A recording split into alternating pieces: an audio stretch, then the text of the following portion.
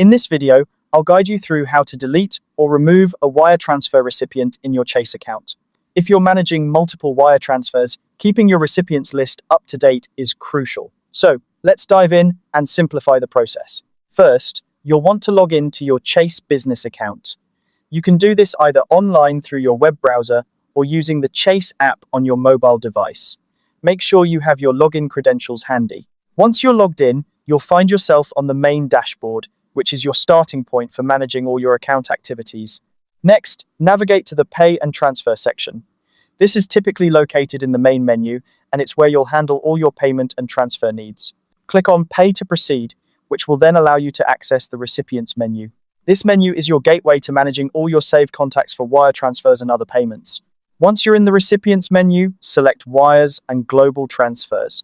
This option is specifically for managing international and domestic wire transfers, so it's exactly where you need to be.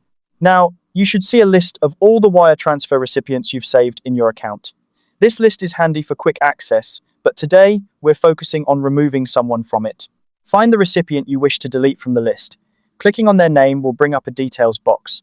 This box contains all the information related to that recipient, such as their bank details and any notes you might have added. It's good to double-check that you've selected the right person before continuing. Scroll down within this details box until you find the option to Delete Recipient. This button is what you'll use to remove them from your list. When you click it, a confirmation prompt will appear, asking you to confirm your decision.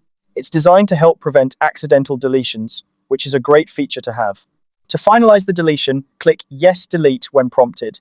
This confirms your action, and the recipient will be permanently removed from your list. It's important to note that once a recipient is deleted, you'll need to add them again from scratch if you ever wish to send them another wire transfer. And there you have it, the wire transfer recipient has now been successfully removed from your Chase account. Keeping your list of recipients organized is an essential part of managing your finances effectively.